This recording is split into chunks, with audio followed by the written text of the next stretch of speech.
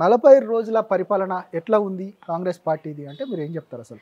డెఫినెట్గా మాకన్నా ఎక్కువ ప్రజలకు తెలుసు, మీలాంటి మీడియా సోదరులకు తెలుసు, ముఖ్యంగా అధికారులకు కూడా గమనిస్తూనే ఉన్నాం. అధికారులు కూడా అందరూ అంటున్నారు. అంటే రేవంత్ రెడ్డి గారు అనేవారు గతంలో ఎప్పుడు ప్రతిపక్షంలోనే ఉన్నాడు. కనీసం ఏ అధికార పార్టీలో మంత్రి పదవిని కూడా చేయనటువంటి వారు ఈరోజు ఏకంగా తెలంగాణకి ముఖ్యమంత్రి అయ్యారు. ఫస్ట్ ఆఫ్ ఆల్ అన్నకి కంగ్రాచులేషన్స్. అండ్ నేనేమనుకునేదాన్ని అంటే అన్న ఎప్పుడు కూడా అధికారంలో ఎలాంటి పెద్ద పెద్ద మంత్రి పదవిలో ఇంకోటి కేంద్రంలో ఉంటే ఎంపీలు కేంద్ర మంత్రిగానో రాష్ట్ర మంత్రిగానో కూడా ఎన్నడూ చేయలేదు. ఎంతసేపు కేసీఆర్ చేసిన వ్యతిరేక విధానాల మీద ఫైట్ చేసిండు. ప్రతిదీ ఇంకోటి అన్న ఒక జ్ఞాపక శక్తికి కానీ అన్నకున్నటువంటి ఒక మేధాశక్తిని కానీ చాలా అప్రిషియేట్ చేయొచ్చు. ఏ విషయాన్నైనా సరే 100% ఆధారాలతో ముందుకొచ్చి ప్రతి విషయాన్ని మాట్లాడేవాడు. వితౌట్ ఎవిడెన్స్ ఏది కూడా మాట్లాడకపోయాడు. కానీ అంతవరకే ఆ కోణమే చూసినాం మేము. కానీ ఒక అధికారంగా ఉండి పరిపాలనని ఇంత బాగా చేయగలుగుతాడు అనేది అసలు నేను అప్పుడప్పుడు ఇలా గిలుకుంటుంటా. నిజంగా కాంగ్రెస్ అధికారంలోకి వచ్చిందా? రేవంత్ రెడ్డి గారిని ఈరోజు అందరూ మెచ్చుకుంటుంటే ఒక ముఖ్యమంత్రిగా తన మార్కును చూపిస్తున్నాడు. ఒక సినిమాలో అర్జున్కి నేను చాలా ఏళ్ల కింద ఒక అర్జున్ సినిమా ఒక్కడి సినిమా చూసిన, ఒక్కరోజు ముఖ్యమంత్రి సినిమా చూసినాను నేను. అది ఆ సినిమాలో ఎట్లా చకచక అన్ని పళ్ళు అస్తవ్యస్తంగా ఉన్న రాష్ట్రాన్ని ఎట్లా బాగు చేస్తాడో ఆ విధంగా ఈరోజు తెలంగాణ రాష్ట్రం అప్పులపాలై అస్తవ్యస్తంగా ఉన్న రాష్ట్రాన్ని ప్రతి నిత్యము 24 గంటల్లో సుమారుగా నాకు తెలిసి 15 గంటలకు పైగా రేవంత్ రెడ్డి గారు పనిచేస్తున్నారు. అధికారులతో పూర్తిగా రివ్యూ తీసుకుంటున్నారు. అన్ని విధాల ప్రజలకి మేలు చేయాలనే ఆలోచనతో ప్రతి డిపార్ట్మెంట్లో ప్రక్షాళన చేస్తూ ప్రతి డిపార్ట్మెంట్లో రివ్యూస్ తీసుకుంటూ కన్సల్ట్ మంత్రుల్ని కూడా పూర్తిగా స్వేచ్ఛ, అధికారులకు కూడా స్వేచ్ఛ, వాళ్ళది కూడా అన్ని అంటే తోటి మంత్రుల సహకారం కూడా తీసుకొని ఈ విధంగా డౌన్ టు అర్త్ పనిచేస్తాడని నేను ఎక్స్పెక్ట్ చేయలేదు. కానీ ఆ విధంగా జరుగుతుంది. ఇదే విధంగా రాబోయే 5 ఏళ్ల తర్వాత అయినా కాంగ్రెస్ ప్రభుత్వం ఇంకో 15 ఏళ్ళు భద్రంగా ఉంటుంది. కాబట్టి ఈ 5 ఏళ్ళు అసలు ప్రజలు కోరుకున్న దానికన్నా ఎక్కువగా సుపరిపాలనను అందించి ప్రతి మనిషికి ప్రభుత్వ పరంగా ఏదో ఒక రకంగా లబ్ధి, వాళ్ళకు ఉన్నటువంటి కష్టాలు నష్టాలని తొలగిపోయేటట్టుగా పరిపాలన అందించాలి. ఈ 5 ఏళ్ళు మంచిగా పరిపాలన చేస్తే చాలు, కష్టాలన్నీ తీరిపోతాయి. 10 ఏళ్ళు హ్యాపీగా అందరూ ఎవరి పనులలో వాళ్ళు ఉంటారు. ఆ పరిపాలన అందించాలి. ఈ 5 ఏళ్ళు కష్టపడితే చాలు. మీరేమో 15 గంటలు రేవంత్ రెడ్డి పనిచేస్తున్నారు అంటున్నారు. కానీ బీఆర్ఎస్ పార్టీ వాళ్ళు అంటున్నారు 30 రోజులలో తేలిపోయింది, 30 రోజులలో అసలు పరిపాలన ఏ విధంగా లేదు. ఇక ఏదైతే మేము అధికారంలోకి వచ్చిన 9వ తారీఖు నాడే మేము రైతు ఖాతాలలో వేస్తామన్న రేవంత్ రెడ్డి అధికారంలోకి వచ్చి 40 రోజులైనా కూడా రైతు ఖాతాలో రైతు బంధు వేయలేదు అనేది కూడా. రైతు బంధు పడ్డది, చాలా మట్టుకు పడింది. 2వ విడత పడబోయేది ఉంది. కానీ కేటీ రామారావుకి పాపం అధికారం పోయినటువంటి బాధలో నుంచి బయటపడతలేడు, కోలుకుంటలేడు. కాస్త అయ్యా మెలుకులోకి రా, లేకపోతే ఎవరైనా ఆయన మొహం మీద నీళ్లు కొట్టి లేపండి. మేము ఇంకా అధికారులను అహంకారమే దెబ్బతీసింది, అహంకారమే నేల కొట్టింది. ఇంకా ప్రజల మీద నెపమేసుడు, అధికారుల మీద, అధికారం మీద, ప్రభుత్వం మీద నెపమేసుడు మానేస్తే నువ్వు ప్రతిపక్షంలోనైనా ఇంకా కొన్ని రోజులు గట్టిగా మమ్మల్ని ప్రశ్నించడానికి ఉంటావు. లేకపోతే ఇంకా రాబోయే ఎన్నికలు చాలా ఉన్నాయి, పూర్తిగా స్తబ్దు అయ్యే పరిస్థితికి వస్తుంది. 40 రోజుల్లోనే కాంగ్రెస్ పరిపాలన నీకు అంత భయంకరంగా కనబడితే 10 ఏళ్ళు నిన్ను భరించినోళం అఫ్కోర్స్ చెయ్యొద్దా, మరి మీరు వాళ్ళు చేసినని మీరు చేస్తారా అనొచ్చు. కానీ మీరు చేసినటువంటిది 1, 2 చెప్పుకుంటూ పోతే చాంతాడంతా భారతం భాగవతం మీది మామూలుగా లేదయ్యా.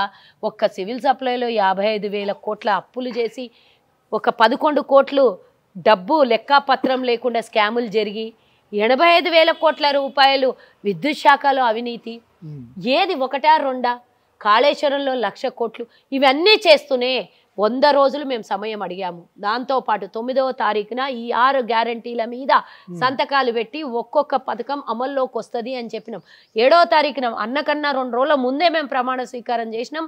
మా ముఖ్యమంత్రి గారు రేవంత్ రెడ్డి గారు ప్రమాణ స్వీకారం అనంతరం 9వ తారీఖున 2 అద్భుతమైనటువంటి పథకాల మీద సంతకాలు చేసి జీవోను పాస్ చేయడం జరిగింది. దాని మీద కూడా కన్నుగుట్టి ఈరోజు మహిళలు ఉచిత బస్సు ప్రయాణం చేస్తున్నారని తట్టుకోలేని దొంగలంతా ఆటో కార్మికులను రెచ్చగొట్టి ఆటో కార్మికులతోని ధర్నాలు చేయించి, అంటే మహిళల పక్షపాతి కాకుండా మహిళల మీద ఉన్నటువంటి వివక్ష ఎంతనో కనబడుతుంది. చెల్లి ఒక్కతే తెలంగాణలో ఆడపడుచు, బిడ్డ ఒకతే కేసీఆర్కి తెలంగాణ ఆడపడుచులాగా కనబడితే సగభాగం కన్నా ఎక్కువగా ఉన్నటువంటి 51% ఉన్నాం మేము మహిళలు. వీళ్ళు ఆనందంగా ఉంటే తట్టుకోలేనటువంటి నిన్ను ప్రతిపక్ష హోదా కూడా పూర్తిగా పోయేటట్టు ఇంకా రాబోయే కాలంలో ఇంకా పూర్తిగా చెతగిల పడతావు. కానీ ఆడదాని ఉసురు పెట్టుకుంటే మామూలుగా మట్టి గరుచుకొని పోరు. మీరు మహిళ ఆనందంగా ఉంటే తట్టుకోలేని పరిస్థితుల్లో ఎక్కడో ఒక చోట చిన్న చిన్న సంఘటనల్ని దృష్టిలోకి తీసుకొని వచ్చి ఈరోజు ఆటో కార్మికులని ధర్నా చేస్తే నడవండి పోదాం పదండి, గిడిగో మా బంజారాస్లో మొత్తం ఆటోలు తిరుగుతున్నారు, అడిగి పోదాం. వాళ్ళు ఏమన్నా ఆటోలో ప్యాసింజర్లు ఎక్కకుండా పోతున్నారా? ఆటోలో నడవకుండా ఇంటికాడ బంద్ పెట్టుకొని వండుకున్నారా? అడుగుదాం. వాళ్ళని రెచ్చగొట్టి కొంతమందికి ఇబ్బంది కలిగితే మేము 12,000 రూపాయలు మేము ఆటో కార్మికులకు సంవత్సరానికి ఇస్తామన్నాం. కనీసం నీ నోట్లో నుంచి ఆటో కార్మికులకు ఇంతవరకు ఏం చేసినావో చెప్పలేదు.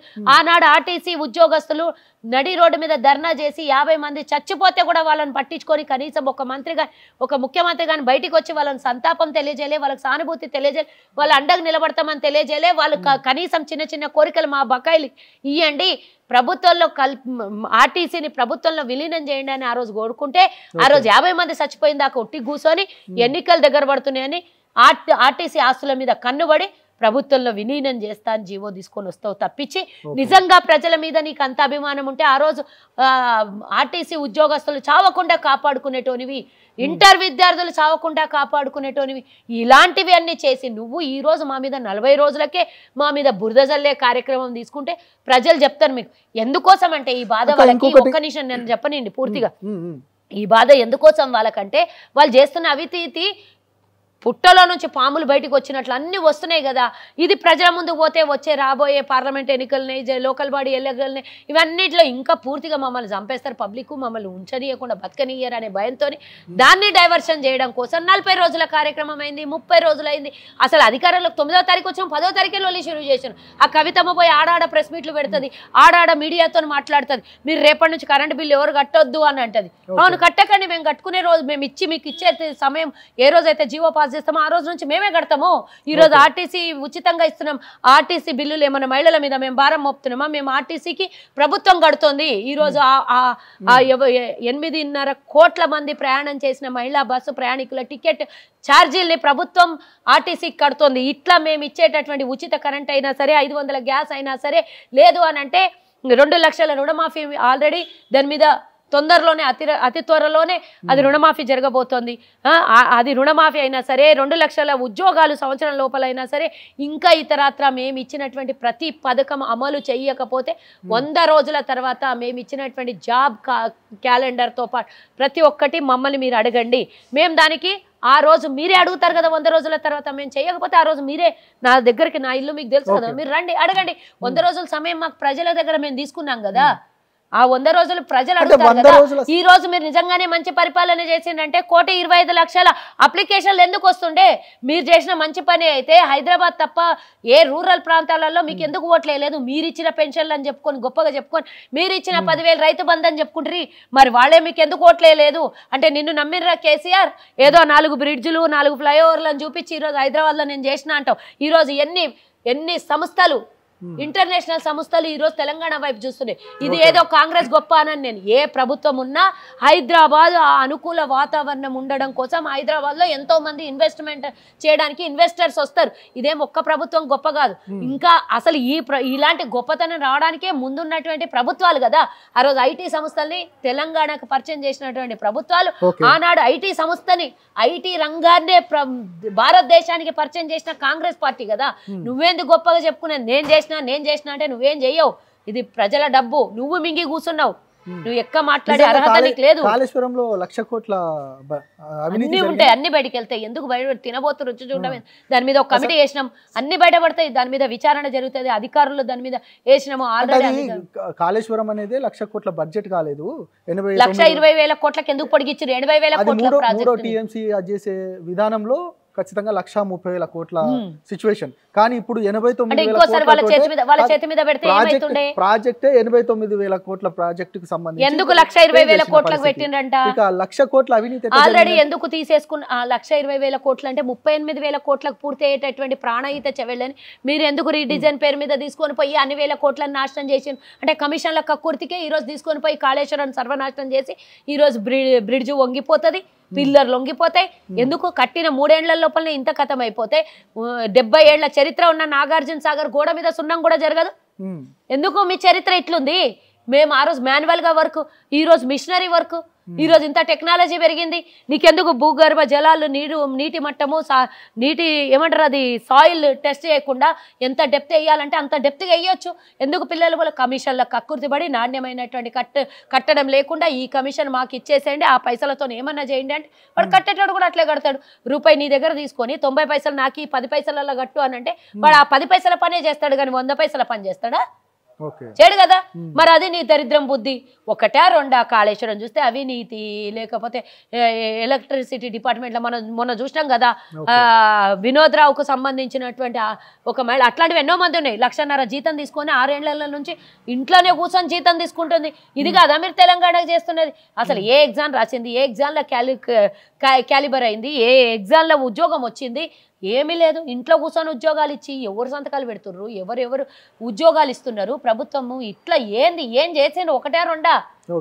గత ప్రభుత్వం ఇంత చేసింది కాబట్టి మేము అన్ని బయట పెడుతున్నామని అవన్నీ బయటపడొద్దని ఈ డ్రామాలు 40 రోజులు, 30 రోజులు, 20 రోజులు, 10 రోజులు, ఒక్క రోజు మీ ఏందా కథ? మీకు 10 ఏళ్ళు వెయిట్ చేసి చూసినాం, ప్రజలకు తెలుసు, ఓపిక ఉంది. మీకు 10 ఏళ్ళు మీరు దరిద్ర మంచురేఖలకు తీసుకొని పోయినా భరించిన వాళ్ళం మేము. మాకు ఈ కాంగ్రెస్ ప్రభుత్వం వచ్చినాక మాకు అన్ని చేస్తాయంటే 10 రోజులు ఓపిక పట్టలేమా మేము? చెయ్యకపోతే అడగండి. ఇచ్చిన వాగ్దాలు పూర్తి చేయని రోజు వాళ్ళకన్నా ఎక్కువ నిలదీయండి, మేము రెడీగా ఉన్నాం, చేస్తామని చెప్తున్నాం కదా. కొంత సమయం కావాలి, కొత్తగా ప్రభుత్వం కొంత సమయం కావాలి అనేది మీరు చెప్పకుండా 100 రోజులే అని అన్నారు. దీంట్లో ఆ సాధ్యం కానీ ఏమైనా పనులు ఉంటే దానికి మీ పార్టీకి చెడ్డ పేరు కాదా? ఆ రోజు అడగండి అంటున్నాను కదా. అందుకనే సాధ్యమైతే కాబట్టి 6 పథకాలని మేము అన్ని విశ్లేషణ చేసే పెట్టడం జరిగింది. మేమేమైనా కొత్త పార్టీ అది కొత్తగా ఆవిర్భవించిందా? మా పార్టీ 55 ఏళ్లు తెలంగాణని పరిపాలించిన పార్టీ మాది. సుదీర్ఘ 138 ఏళ్ల చరిత్ర ఉన్న పార్టీ. మాకు అనుభవం తెలుసు, అధికారం తెలుసు, ప్రతిపక్షం తెలుసు, ప్రజలు తెలుసు, అన్నీ తెలుసు. మాకు అధికారం తెలుసు. అధికారం వచ్చిందని ఉప్పొంగిపోయేది లేదు, ప్రతిపక్షంలో కూర్చున్నామని కుంగిపోయేది లేదు. వాళ్ళలాగా డిప్రెషన్లో పోయి ఇష్టం వచ్చినట్ల ప్రజలు తప్పు తీర్పిచ్చిండ్రు. కేసీఆర్ని ఎన్నుకోలేదు, కేసీఆర్ అట్లాంటి ఓడగొట్టిండ్రు. కేసీఆర్ అనే పేరు గొప్పదంటే సీఎం కన్నా, అందుకని నీకు కేసీఆర్ ఉంచి సీఎంని తీసేసారు కదా ప్రజలు.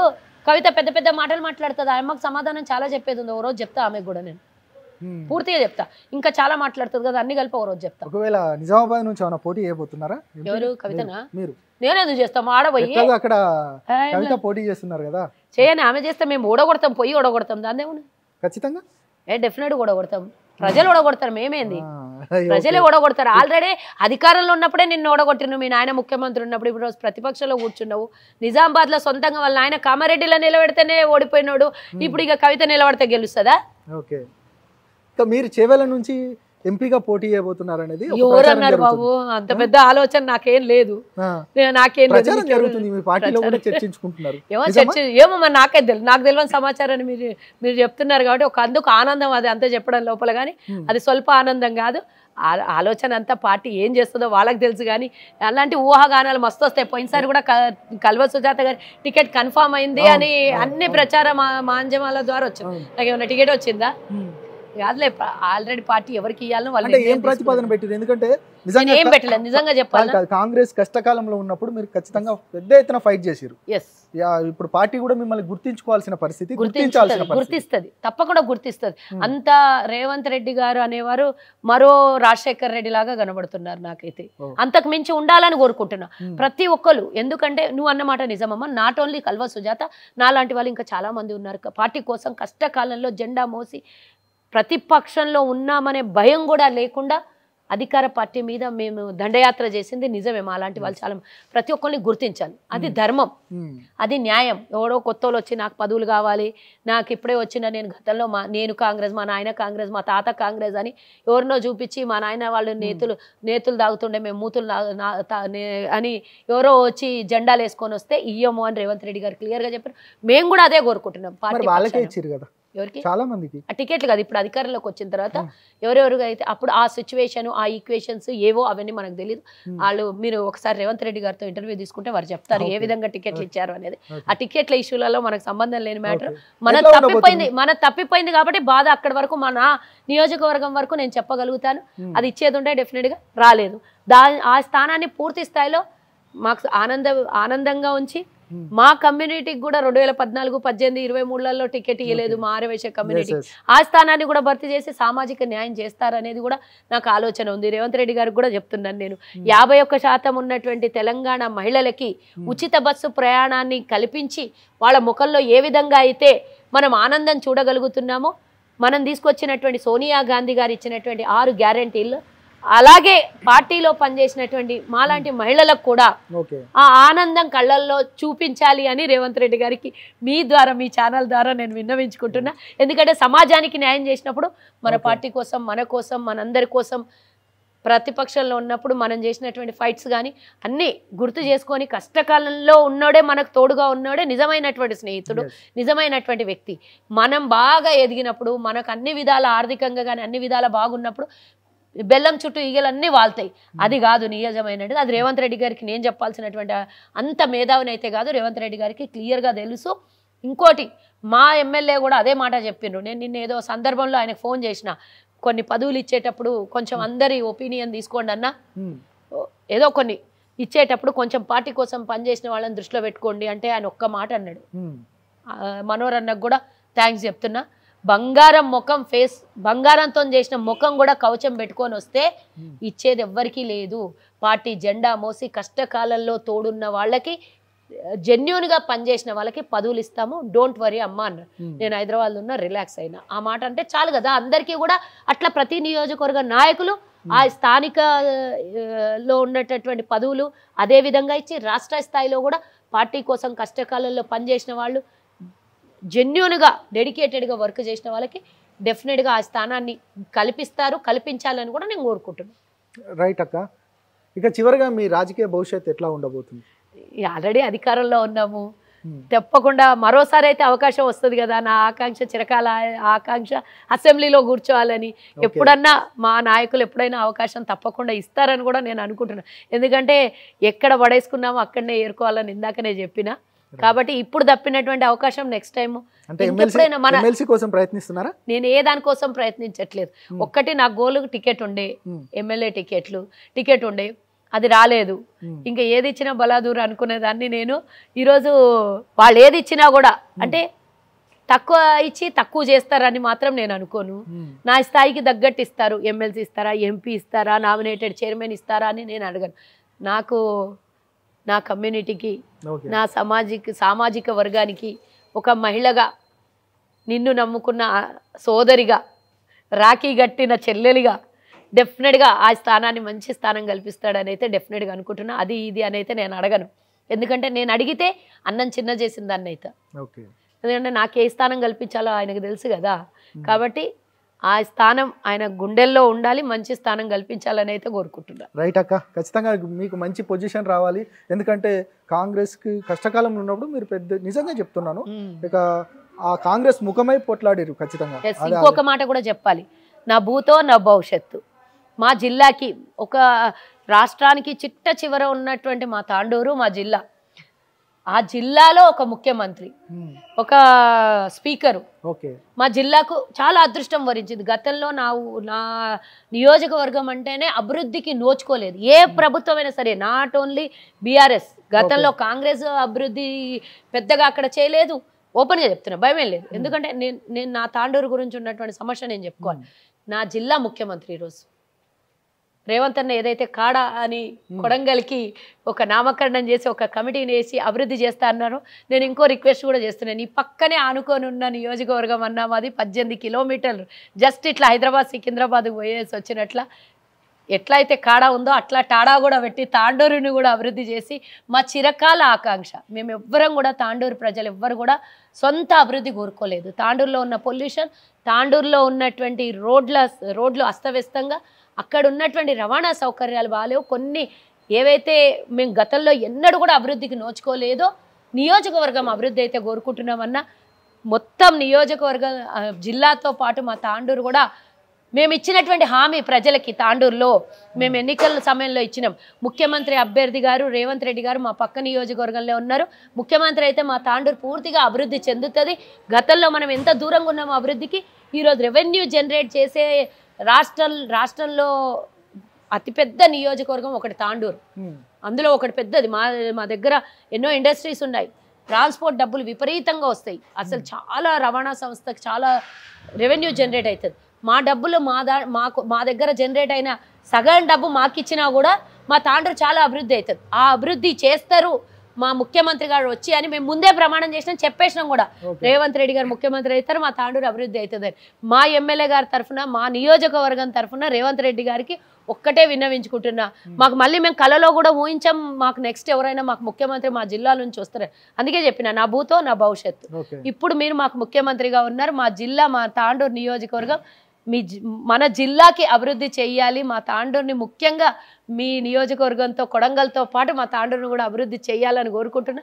అక్కడ ప్రజలు సెల్ఫ్ డెవలప్మెంట్ ఎవ్వరు అడగట్లేదు, నియోజకవర్గం డెవలప్మెంట్ అడుగుతున్నారు. అది మాత్రం డెఫినెట్గా అన్న నెరవేరుస్తాడు.